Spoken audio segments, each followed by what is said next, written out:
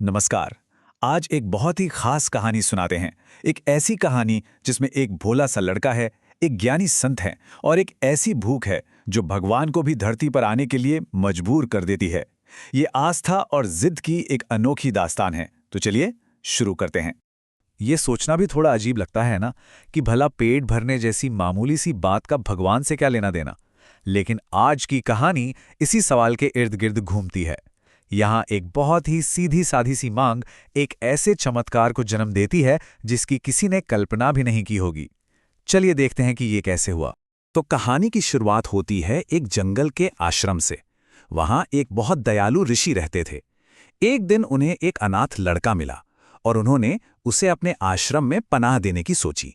लेकिन रुकिए, लड़के ने आश्रम में रहने के लिए एक शर्त रख दी, और वो शर्त कोई मामूली शर्त नहीं थी। तो मिलिए हमारी कहानी के हीरो से, जिसका नाम है अढ़ैया। अब ये नाम थोड़ा अजीब लग सकता है, पर इसके पीछे एक सीधी साधी वजह है। वो कहता था, मैं एक बार में 2.5 किलो आटे की बाटी खा जाता हूँ। 2.5 किलो, सोचिए जरा। और बस इसी वजह से उसका नाम ही अढ़ैया पड़ गया। 2.5 किलो, ये सिर्फ एक आंकड़ा नहीं है। ये अढ़ैया की रोज की जरूरत है।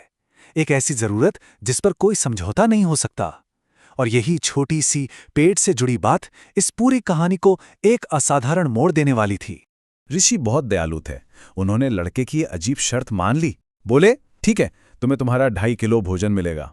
लेकिन उनके आश्रम का भी एक नियम था। एक ऐसा नियम जो कभी किसी भी हालत में टूट नहीं सकता था।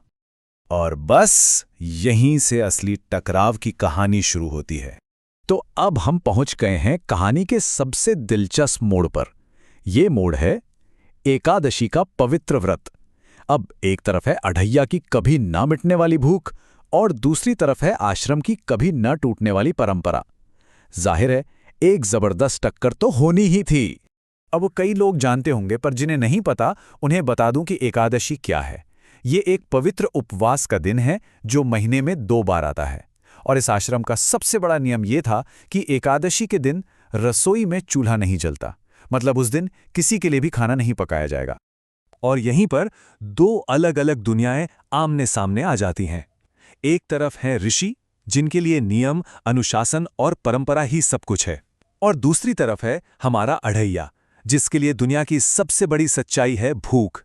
उसके लिए यह परंपरा एक समस्या थी जिसे बस हल करना था।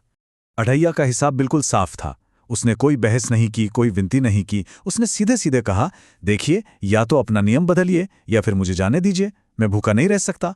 उसकी सीधी और सच्ची जिद के आगे ऋषि को एक रास्ता निकालना ही पड़ा। तो एक बीच का रास्ता निकाला गया। ऋषि ने कहा, ठीक है, हम आश्रम का नियम नहीं तोड़ेंगे। तुम हमसे कच्चा राशन ले लो और जंगल में जाके खुद अपना खाना बना लो। लेकिन इसमें एक छोटी सी शर्त जोड़ दी। एक ऐसी शर्त जो सब कुछ बदलने वाली थी। शर्त यह थी कि खाने से पहले उसे ठाकुर जी यानी भगवान को भोग लगाना होगा। अब ऋषि के लिए तो ये बस एक रस्म थी। उन्होंने अढ़ैया को समझाया, अरे बच्चे, भगवान सच में खाने थोड़ी आएंगे। तुम्हें बस मन में भाव रखना है, उन्हें याद करके भोजन सामने रखना है, बस। उन्हें क्या पता था कि इस भोले से लड़के का भाव कितना सच्चा और शक्तिशाली साबित होगा। लेकिन अढ़ैया के लिए ये कोई रस्म नहीं थी। उसने पूरी ईमानदारी और भोलेपन से भगवान को पुकारा, और उसके सीधे सच्चे निमंत्रण का ऐसा असर हुआ जिसकी ऋषि ने सपने में भी कल्पना नहीं की थी। कहानी में अब एक बिल्कुल नया और जादुई मोड़ आने वाला था। और हुआ भी वही जिसकी कोई उम्मीद नहीं थी। जैसे ही अढ़ैया ने खाना बनाकर ठाकुर जी को पुकारा, आइए प्रभु, भोग लगाइए, ठाकुर जी सच में प्रकट हो गए। और वो सिर्फ आए नहीं, बल्कि पूरा का पूरा 2.5 किलो भोजन अकेले ही खा गए। बेचारा अढ़ैया हैरान, परेशान और भूखा का भूखा ही रह गया। अब देखिए उस लड़के की मासूमियत। अगली एकादशी आई तो वो ऋषि के पास गया और बोला, गुरुजी, इस बार 5 किलो आटा चाहिए। उसने ये शिकायत नहीं की कि भगवान सब खा गए। उसने बस सीधा सा हिसाब लगाया, 2.5 किलो मेरे लिए और 2.5 किलो मेरे मेहमान यानी ठाकुर जी के लिए। लेकिन इस बार मेहमान बढ़ गए। अढ़ैया ने 5 किलो की बाटी तो बना ली, पर ठाकुर जी इस बार अकेले नहीं आए। वो अपनी पत्नी लक्ष्मी जी को भी साथ ले आए। अब 2 मेहमान थे और खाना फिर से कम पड़ गया। अढ़ैया फिर भूखा। उधर आश्रम में ऋषि का गुस्सा बढ़ता जा रहा था। उन्हें लग रहा था कि अढ़ैया बहाने बना रहा है। वो उसे डांटते और कहते, अपनी बढ़ती भूख का इल्जाम भगवान पर मत डालो। जरूर तुम अपने दोस्तों को बुलाकर खिलाते होगे, भगवान का नाम क्यों लेते हो?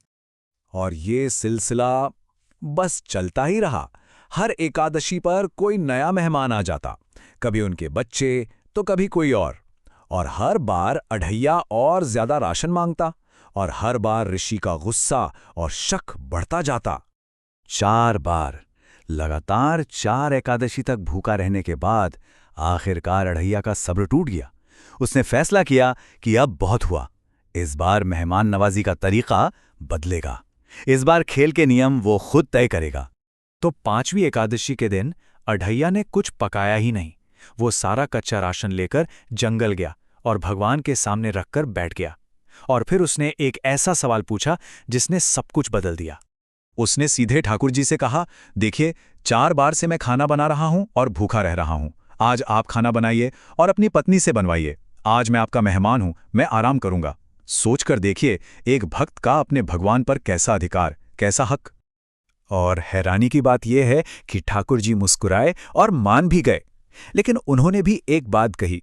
बोले, बेटा, जैसे तुम भोग लगाने के बाद ही खाते हो, वैसे ही हमारा भी नियम है। हमें भी अपने आराध्य को, देवों के देव को भोग लगाना पड़ता है। और ये कहकर उन्होंने परब्रह्म को पुकारा। और इसके बाद जो हुआ वो एक ऐसा अलौकिक दृश्य था जिसकी कोई कल्पना नहीं कर सकता। पूरा ब्रह्मांड उस दिव्य दावत का गवाह बना, जहां भक्त बैठा आराम कर रहा है और स्वयं भगवान उसके लिए रसोई बना रहे हैं। और यहीं से हमें इस कहानी का सबसे गहरा सबक सीखने को मिलता है। जब ऋषि ने छिपकर ये सारा चमत्कार अपनी आंखों से देखा तो वो बस देखते रह गए। उनकी जीवन भर की तपस्या, उनके नियम, उनका ज्ञान, सब एक तरफ। वो दौड़कर आए और अढ़ैया के पैरों में गिर पड़े। बोले, बेटा, तुम महान हो।